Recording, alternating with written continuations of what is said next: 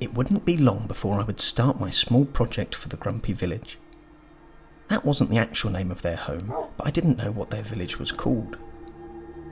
To prepare myself for returning there, I felt like I needed a shock to the system. The villages of the mountain respected the brave and the bold.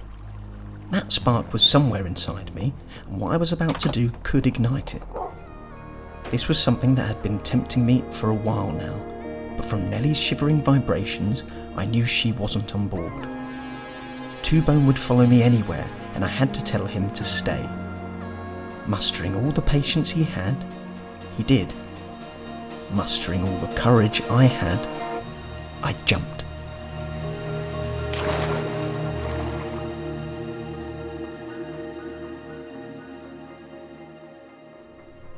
My ears violently popped as I plunged into the water. Something was different. Distracted, I couldn't tell which direction I was facing, and flailing, blindly crashed through the surface to reprieve my lungs. I orientated myself and grabbed the kelp I had unintentionally farmed. When I had jumped, Nellie had slipped out of my pocket to stay with Two-Bone. That was the first time she'd properly left my side. But then I saw. She was flying. I didn't know she could do that.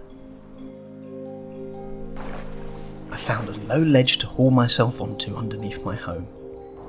I looked up and could see my viewing platform. It appeared small from here.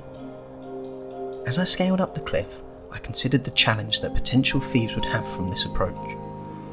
For now, though, my challenge was the monsters. As usual, the zombies found me first. Like they could smell me. The skeleton wasn't too far behind though, which baited me off the ledge I thought was keeping me safe. As I closed the distance with the skeleton, I found I had also closed the distance with a creeper. Not good. Instinct raised my shield, and I was grateful they were strong enough to block the creeper's blast. A good time to learn on the job. I scoped out an escape route and waited for an opening. That was a close enough call, as previously when I'd looked down here, I'd seen far more monsters in the chasm. I was lucky. The night wasn't done with me yet though, and a trio of zombies pushed my stone sword to breaking. I found my axe was a suitable replacement for now. Two-Bone reacted like I'd been gone far longer than just the afternoon, and it seemed like he would have waited forever. I'd proven my bravery to myself, although felt immensely more confident again with the wolf by my side. Before bed, I planted some of the kelp in Fish's pool, after learning it wasn't to my taste. The morning was filled with the sounds of the land and sky that I hadn't ever noticed before. Feeling at one with the plains, I dutifully waited for the acacia to drop their saplings. With a supply of wood, other building materials I'd taken from my chest, and a packed hamper, I was ready for my trip.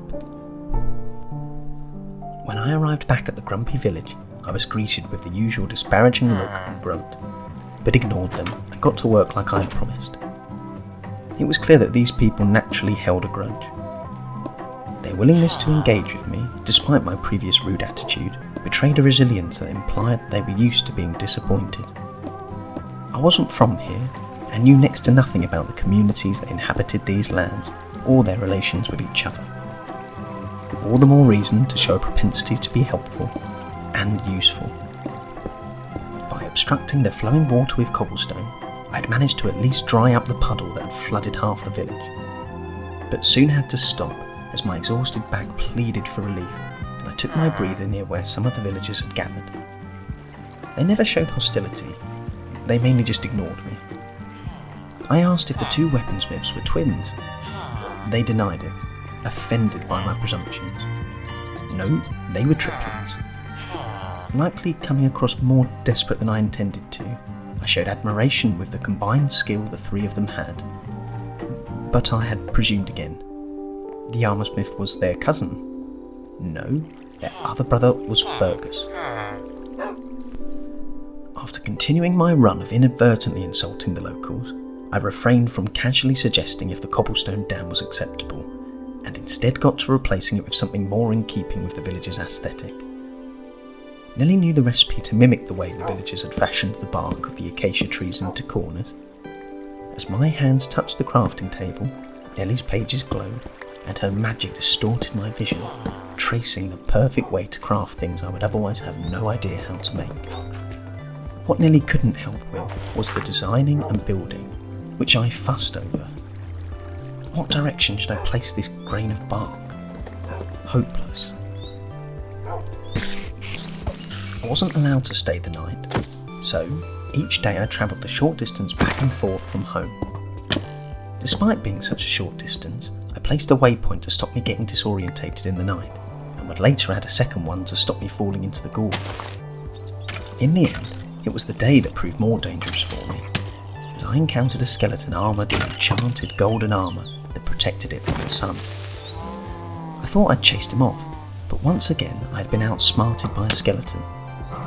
I couldn't blame the grumpy village's lack of hospitality for that. I worked for days at the village, my toils broken up by fighting my way back home. I was starting to question my decision to help, but my mood was lifted when I found a carrot that was dropped by a little zombie. Reinvigorated, I pushed forward. On one of my morning walks back to the grumpy village, I saw an Enderman. My poor first impression of the strange creatures had been partly remedied on meeting guest, and I approached, wary of not making direct eye contact. I wondered aloud if they were guest, to which they responded by hijacking my mind's eye. That was something I'm not sure I could ever get used to, but it did work, and I was relieved I hadn't mistaken them for somebody else. I stood awkwardly, not really knowing what to say or do, and guest was the first to break the silence by showing me a vision of fish. Yes, I responded, fish was still at home, and no, I didn't mind if they visited. To me, that seemed like the end of the conversation, if you could call it that, and their intense gaze followed me as I trotted off. On the southwest side of the village, I expanded the miniature dam into a modest reservoir, and even added a second well. I overheard a conversation between the locals about how things were much nicer since their boots were drier. With a few finishing touches, I was proud of my crude structure. When I spoke to the weaponsmith, he wasn't overly enthusiastic, but satisfied enough. That was when he told me that if I really wanted to show my friendship to the village, there was one more thing I had to do. I'd only offered to help with their irrigation, and was starting to feel like this might be more of a one-way friendship. He asked me to visit the nearby cave by his house and bring back all the resources inside. I reminded myself of why I was here and dutifully nodded. I steeled myself once more and entered the cave. There were no monsters in the opening, and I used the piece to smelt the iron I had already found, anticipating the need for sturdier equipment, and this way I'd at least garner something for myself whilst I was here. That proved unnecessary, as this was a very small cave. It was night when I exited out into the open air, but I wasn't going back home. I impatiently looked for the weaponsmith and found one of his brothers playing in the reservoir. It seemed, whilst I had explored the cave, he had gone to bed, and after pretending to be asleep, got very upset with my interruption. He would speak to me in the morning. After all the running back and forth, I ended up sleeping here, just not where I would have wanted. In the morning, I was further irritated when I learnt that the weaponsmith knew exactly what was in the cave, and just wanted to test my bravery, which, he added, must be sufficient for me to go into the cave with my current equipment. Before I could retort, he invited me into his workshop and guided me to a chest where he told me to put what I had gathered, and to take the iron sword inside. I found the chest contained more than just a sword, and was surprised at the town's wealth when I saw 2 diamonds as well as a sack. I popped the coal and iron inside, and took the sword. Nellie's look suggested her recipe would be much better, but the look I gave her stopped us from appearing ungrateful. I thanked them for their generosity and prepared to leave, when I was offered the chance to build a home here for when I was passing through. I tried to tell them that wasn't necessary, as I lived so close nearby, but they were oddly insistent. So I spent a few more days there. My hands were blistered from chopping down trees. Fortunately, the acacia grew quickly and I didn't have to wander far. Still, I looked longingly at the maps as the field section creeped forward with my step. One day I would get the chance to paint them. The painting in the house was an odd choice to finish it off, but the enchanted decoration was as persistent as the residents. I suppose it fitted in with the villagers' hard demeanour. Instead of being invited to stay another night, the villagers were once again insistent, only this time with their goodbyes. I wondered if I wouldn't be the only one staying in the new house. Since I had been here, I spent a bit of time tending to the crops and excitedly witnessed the growth of a watermelon, one of which the locals were kind enough to let me take. As I was leaving, I diplomatically remarked that they should take better care of their crops to maximise produce.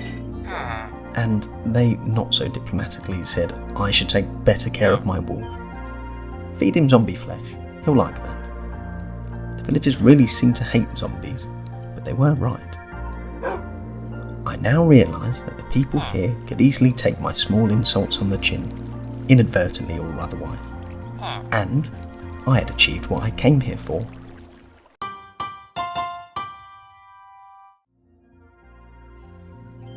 When I got back to my own farm, I reflected that I may have been harbouring misplaced animosity towards the local fauna. In all likelihood, they never stole anything from me. The plants just needed care and attention to flourish. That was another thing I'd learned from the grumpy village. Aside from the new carrots and melons, I could be proud of the friends I had made, and the gift of the iron sword.